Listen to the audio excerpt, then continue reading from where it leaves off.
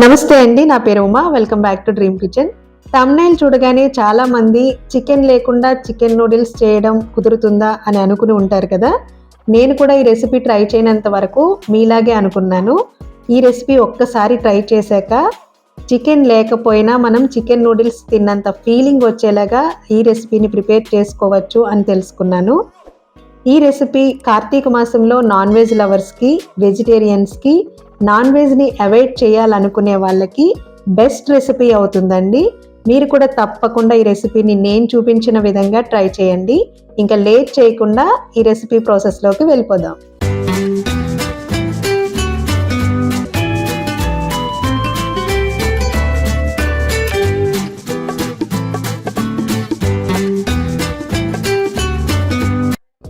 ముందుగా ఇలాగా Manchuria బాల్స్ని prepare చేసుకుని పక్కన పెట్టేసుకోవాలి. ఈ బాల్స్ ఎలా ప్రిపేర్ చేయాలో ఆ వీడియో లింక్ని కూడా ఈ వీడియో కింద డిస్క్రిప్షన్లోని ఫస్ట్ కామెంట్లోని ఇస్తాను. స్టవ్ వెలిగించుకుని కడాయి పెట్టుకుని ఆయిల్ వేసుకోవాలి. ఆయిల్ హీట్ ఎక్కిన తర్వాత ముందుగా కట్ చేసి పెట్టుకున్న క్యాబేజీ, క్యారెట్, క్యాప్సికమ్, ఉల్లిపాయ ముక్కల్ని కూడా యాడ్ చేసుకుని, బొబ్బర్లు కూడా ఇలా కట్ చేసి వేసుకుని, పచ్చిమిర్చిని కూడా కట్ చేసుకుని వేసుకోవాలి. ఇవన్నీ కొంచెం ఫ్రై చేసుకోవాలి. 70% మనం ఫ్రై చేసుకుంటే సరిపోతుంది. తర్వాత ముందుగా ప్రిపేర్ చేసి పెట్టుకున్న మంచూరియా బాల్స్ని డైరెక్ట్గా బాల్స్లా కాకుండా ఇలా పీసెస్ లాగా కట్ చేసుకుని వేసుకోవాలి. తర్వాత 1 టేబుల్ స్పూన్ కారం, 1 table spoon salt, 1 table spoon మిరియాల పౌడర్ యాడ్ చేసుకుని ఒకసారి బాగా మిక్స్ చేసుకోవాలి. ఇవి కొంచెం ఫ్రై అయిన తర్వాత 1 table spoon soya sauce, 1 table spoon vinegar, 2 table spoons టమాటా సాస్ యాడ్ చేసుకుని ఒకసారి బాగా కలుపుకోవాలి.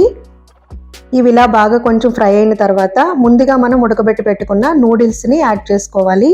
ఈ నూడిల్స్ని పొడి పొడిలాడుతూ రావడానికి ఎలాంటి చిట్కాలు యూజ్ చేయాలో, ఎలా ఉడకబెట్టుకోవాలో ఆ వీడియో లింక్ని కూడా ఈ వీడియో కింద డిస్క్రిప్షన్లో ఇస్తాను.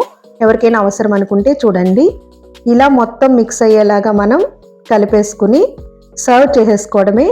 చూసారు కదా, చాలా సింపుల్గా చికెన్ లేకుండానే చికెన్ నూడిల్స్ టేస్ట్ వచ్చేలాగా ఎలా ప్రిపేర్ చేసుకోవాలో మీరు కూడా ఈ ఎమ్మీ చికెన్ లేని చికెన్ నూడిల్స్ని తప్పకుండా ట్రై చేయండి.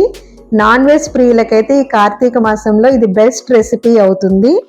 మీరు ఈ రెసిపీని ప్రిపేర్ చేసేటప్పుడు మంచూరియా బాల్స్ని చిన్న పీసెస్లా కట్ చేసి వేస్తేనే పర్ఫెక్ట్ టేస్ట్ అనేది వస్తుందండి. మీరు కూడా తప్పకుండా ట్రై చేసి మీకు ఎలా అనిపించిందో కామెంట్ రూపంలో తెలియచేయడం మాత్రం మర్చిపోవద్దు. ఇలాంటి మరెన్నో veg and non veg tasty recipes కోసం మన ఛానల్ని సబ్స్క్రైబ్ చేసుకోవడం మాత్రం మర్చిపోవద్దు. Thank you for watching.